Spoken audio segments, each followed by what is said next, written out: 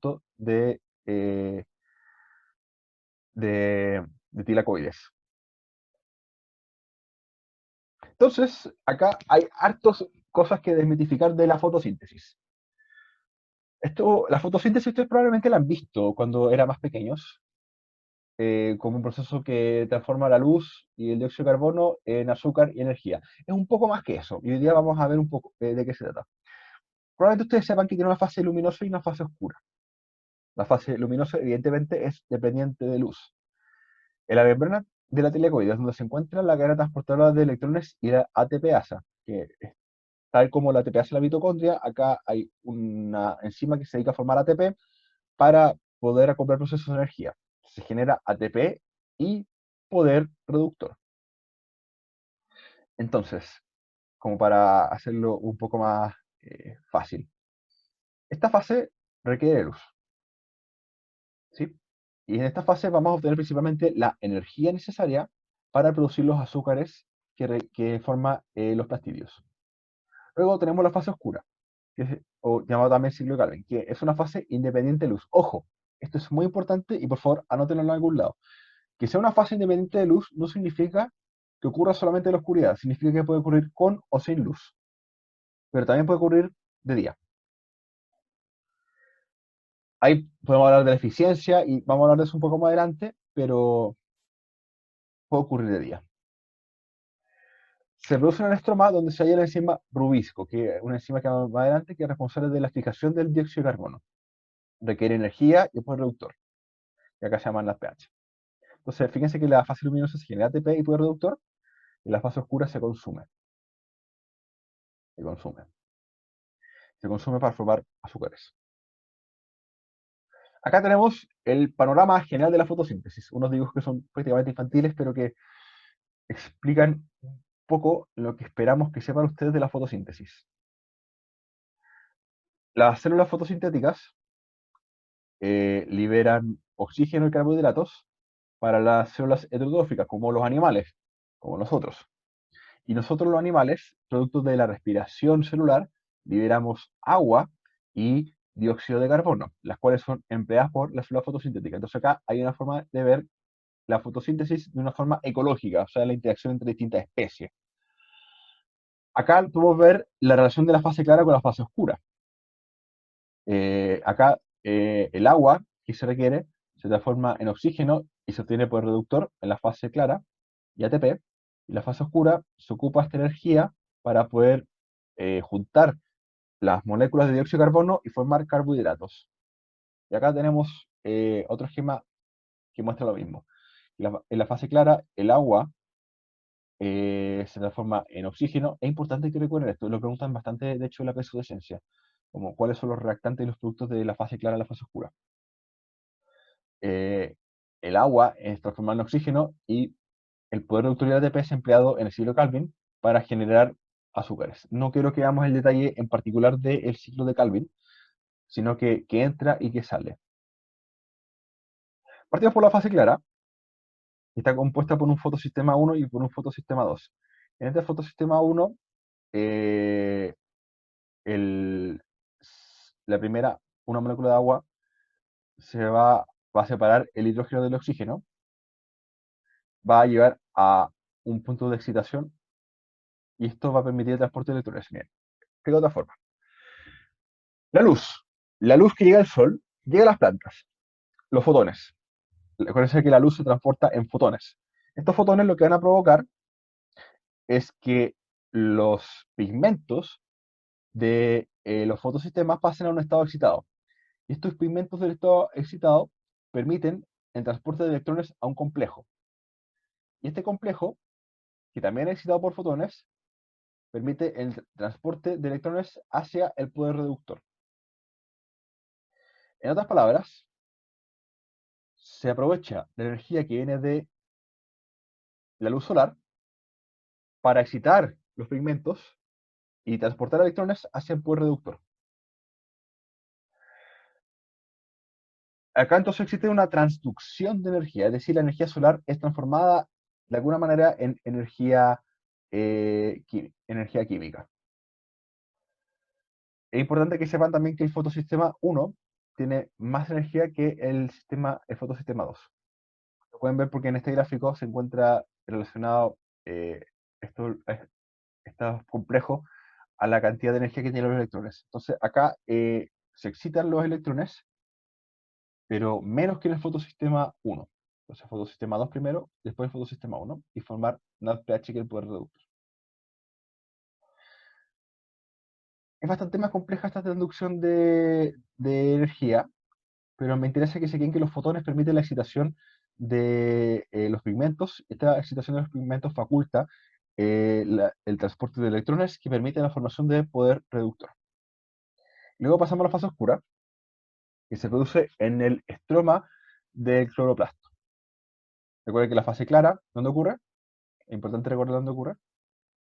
En la tilacoides. Esto ocurre en el estroma. Se produce en el estroma del cloroplasto. Y la enzima rubisco, que es muy importante acá, este nombre recuérdenlo, enzima rubisco, porque es muy importante la fotosíntesis y la preguntan bastante en algunas pruebas. Cataliza dos reacciones. Puede actuar como carboxilasa, que es la principal que consiste en la fijación del dióxido de carbono de una forma orgánica, y la oxigenasa que cataliza la fotorrespiración. Vamos a ver más adelante que la fotorrespiración es un proceso que no nos gusta mucho, que queremos evitar. Entonces requiere energía y ATP y poder reductor, obtenido de la fase clara, permite obtener una molécula de glucosa a partir de materia inorgánica. Esto también lo preguntan bastante. Dióxido de carbono se considera inorgánico y la gracia de esta fase es que permite convertir la materia inorgánica, como el dióxido de carbono, en materia orgánica, como la glucosa. La ecuación final quedaría así. 6 dióxido de carbono, tras 6 vueltas del ciclo, porque 6 dióxido de carbono con 12 en pH, con 12 protones, con 18 ATP, van a formar una molécula de glucosa con, con el poder reductor sin poder, con ADP, fosfato inorgánico y agua. Entonces, cada molécula de dióxido de carbono implica una vuelta. Y como se requieren 6 dióxido de carbono para juntar, para formar glucosa, se requieren 6 vueltas. Dado que la glucosa tiene 6 carbonos. Existe un acoplamiento de ciclo de energía entre los cloroplastos y las mitocondrias en las células vegetales. Podemos ver que la reacción de fotosíntesis que se cataliza en la mitocondria es dióxido de carbono con agua más energía lumínica, permite obtener glucosa y oxígeno. Sin embargo, la respiración celular es que la glucosa y el oxígeno permiten obtener dióxido de carbono, agua y energía química, esta energía química en forma de... esta energía química se encuentra almacenada en el ATP. Entonces, lo que tenemos acá es que el oxígeno que se forma en los cloroplastos pasan a formar parte de la maquinaria de la mitocondria. Y al mismo tiempo el agua que se libera de la mitocondria puede pasar al cloroplasto. El dióxido de carbono que sale del ciclo de Krebs puede formar parte del ciclo de Calvin y el piruvato que sale del ciclo de Calvin puede formar parte del ciclo de Krebs. Entonces, es importante que recuerden que tanto la fotosíntesis como la respiración celular ocurren en la célula vegetal. Hay mucha gente, y esto me pasó a mí también como estudiante, hay mucha gente que piensa que las células vegetales solamente tienen cloroplastos, pero no, tienen cloroplastos y mitocondrias y es muy eficiente esto porque se acoplan ambos procesos para producir más energía. Algunas observaciones sobre la fotosíntesis y las plantas. La fotorrespiración es una vía metabólica derrochadora que ocurre cuando la enzima rubisco del ciclo de Calvin actúa sobre el oxígeno en lugar del CO2. O sea, esta enzima, por la afinidad con el oxígeno, en lugar de captar el dióxido de carbono para formar algo, capta el oxígeno. Entonces, la mayoría de las plantas se consideran mecanismos C3 y no tienen características especiales para combatir la fotorrespiración. La fotorrespiración como es un proceso derrochador de energía, lo queremos evitar.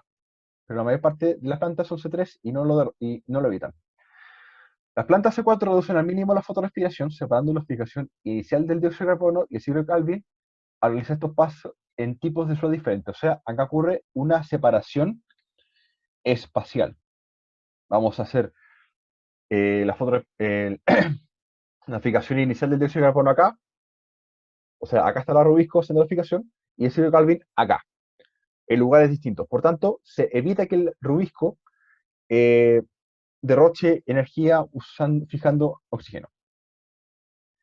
Y las plantas con metabolismo ácido de las cruzaláceas, también conocidas como plantas CAM, emplean mecanismos C3 y C4, ambas.